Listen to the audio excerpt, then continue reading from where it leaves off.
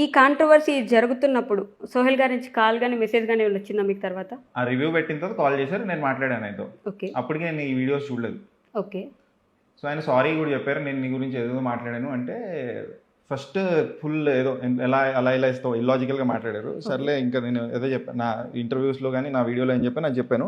లాస్ట్కి సారీ చెప్పడానికి ట్రై చేశారు. సో నేను అప్పటికి ఆ వీడియో చూడలేదు, సర్లే లైట్లే అని చెప్పి అనుకున్నా. కానీ ఆ వీడియో చూశాక అది వేరే లెవెల్లో ఉంది ఆ వీడియో. సో అప్పుడు నేను దీని గురించి అడ్రస్ చేయాలి, లేకపోతే థ్రెటనింగ్ ఈస్ నాట్ కరెక్ట్ అనే పాయింట్ అడ్రస్ చేయాలనుకున్నాను. అని అడ్రస్ చేయడానికి మాట్లాడాను. అదే పాయింట్ ఇప్పటికి కూడా నేను ఇంటర్వ్యూలు ఇస్తుంది నేను సొంతంగా వెళ్ళేదో చెప్పాలని కాదు. Because channels are asking me to comment talk. నేను వెళ్తున్నా, నాకు ఈ చెత్త టాపిక్ గురించి మాట్లాడడం ఇంట్రెస్ట్ కూడా లేదు. ఓకే, రీసెంట్గా మూవీస్ ప్రతి మూవీ చూస్తారు కదా? ప్రతి మూవీ చూడను, ఆల్మోస్ట్ అంటే ఇప్పుడు లాస్ట్ వీక్ 4-5 మూవీస్ రిలీజ్ అయినట్టున్నాయి. I just watch 2 movies. What are those? Bootcut Balaraju చూశాను, దానికన్నా ముందు రివ్యూ పెట్టాను, గుర్తులేదు నాకు, మర్చిపోయా. అంబాజీరావుపేట. అంబాజీపేట, అది నాకు నచ్చింది ఆ సినిమా. నచ్చిందా సినిమా? ఏం నచ్చింది సినిమాలో ఏం నచ్చింది అంటే సుహాస్ గారి పర్ఫార్మెన్స్ నచ్చింది.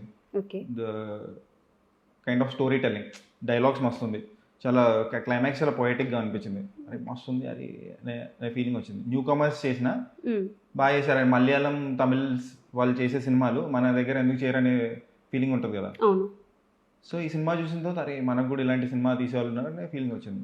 ఓకే, మీరు బాగా హైయెస్ట్ రేటింగ్ ఇచ్చిన మూవీ 12th ఫెయిల్ ఏనా? అదొకటే కదా.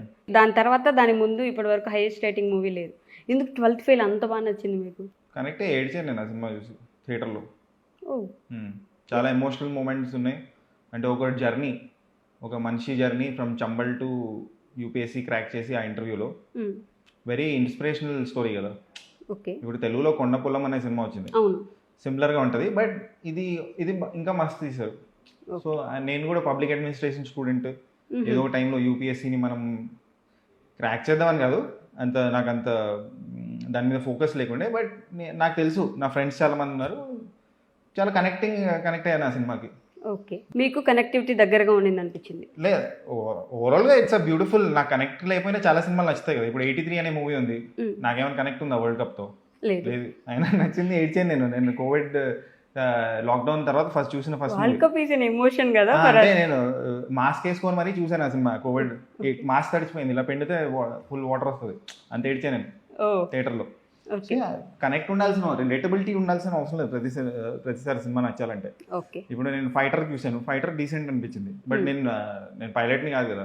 ఓకే, రిలేటబిలిటీ అవసరం లేదు, కనెక్ట్ అవ్వడం ఈజ్ డిఫరెంట్ కదా. అది మనకి ఆ వరల్డ్ లోకి తీసుకెళ్ళాడే లేదా డైరెక్టర్ అనేది పాయింట్. ఓకే,